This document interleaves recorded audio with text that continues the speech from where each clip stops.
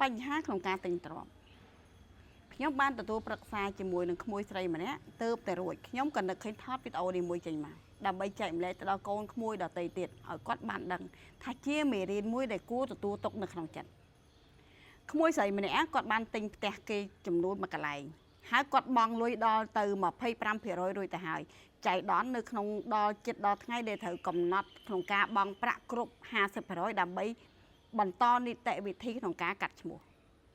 ចៃដន្យពេលដែលគាត់ហៅម្ចាស់ទ្រព្យដែលបានលក់ឲ្យគាត់នឹងមកទទួលលុយចំនួន50%ដើម្បីយកប្លង់មកកាត់ឈ្មោះបែរជាប្លង់ដីនោះមិនមាន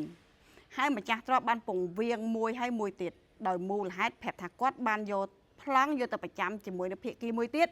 ហើយភាគីមួយទៀតបានយកទៅប្រចាំទៅឲ្យភាគីបន្តម្នាក់ទៀតនៅក្នុងនោះមានអាចកំបាំងខ្ញុំសួរគាត់ថាតើគាត់ពិតជាបានប្រចាំមួយកន្លែងហើយទៅមួយកន្លែងទៀតមែនអត់ពីព្រោះអីទាំងគេទាំងខ្ញុំបើសិនជាមានលុយទទួលប្រចាំរបស់ទ្រព្យអ្នកណាម្នាក់ហើយខ្ញុំនឹងរក្សាទ្រព្យមកបានល្អយើងមិនមានសិទ្ធិក្នុងការយកទ្រព្យអ្នកទី1យកទៅដាក់ឲ្យអ្នកទី3បានទេនេះជាច្បាប់ហើយបើសិនជាមានរឿងនឹងកើតឡើងមែនណាម្ចាស់លុយដែលមិនមែនជាធនាគារជាឯកជនហើយយកទ្រព្យគេយកទៅប្រចាំហើយបន្តបែបហ្នឹងគឺខុសច្បាប់មួយទៀតវាអាចមាននៅក្នុងរឿងនឹងវាអាចម្ចាស់ទ្រព្យនឹងបានយកទៅលុកឲ្យទៅអ្នកផ្សេងរួចទៅហើយក៏ប៉ុន្តែគាត់បានទៅសួរទៅមន្ត្រីដែលពាក់ព័ន្ធថាប្លង់ដីមិនទាន់មានការ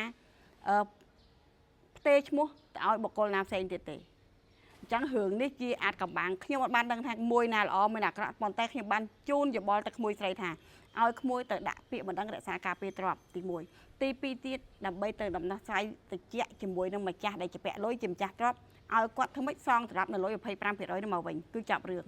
បើសិនជារឿងនឹងវាអត់មានទៀតគឺសុំធ្វើម៉េចឲ្យគាត់ដោះស្រាយថាគាត់លក់ឲ្យអ្នកណាឬមួយក៏គាត់ទៅនិយាយជាមួយម្ចាស់បំណុលដើម្បីយកមកផ្ទេរផ្ទុកាត់ឈ្មោះឲ្យក្មួយតម្លាក់លុយយកទៅសងពីម្ចាស់បំណុលវារឿងច្រើននៅក្នុងវិស័យដីធ្លីរឿងច្រើននៅក្នុងវិស័យផ្ទះសម្បែងមីងចង់បញ្ជាក់កូនក្មួយថាមានរឿងខ្លះទៅតម្រូវការឲ្យយើង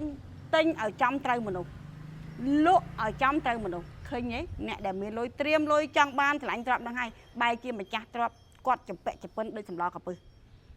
មូលហេតុអីអត់បានដឹងទេព្រោះអីហេតុផលមានរៀងខ្លួនក៏ប៉ុន្តែមានតែបន្តតាមនីតិវិធីរបស់ច្បាប់អ្នកដែលយកដីគេទៅយកប្លង់ផ្ទះគេទៅហ្នឹងហើយយកទៅប្រចាំតអ្នកផ្សេងគេរឿងខុសច្បាប់ទី1យើងមិនបានចុះបញ្ជីយើងមិនមានបានសុំលិខិតអនុញ្ញាតយើងគ្មានសិទ្ធិទទួលទ្រព្យអ្នកណាដោយការឲ្យប្រាក់កម្ចីឬមួយដោយសារការប្រចាំនោះទេមីងលោកលាន់តែប៉ុណ្ណឹងគ្រាន់តែមីងចែកម្លែកទៅក្មួយទាំងអស់គ្នាថាមូលហេតុដែលមីងអាចលក់ដីលក់អីបាននៅលើវិស័យចលនាទ្រព្យនេះគឺដោយសារប្រវត្តិរូបដោយសារលទ្ធផលដោយសារសមិទ្ធផលដោយសារទំនុកចិត្តនេះគឺជាហេតុផលមួយដែលអ្នកដែលទិញទ្រព្យត្រូវឆ្លាតវៃហើយត្រូវមានចំណេះជំនាញមីងសូមចែកម្លែកប៉ុណ្ណឹងអូខេ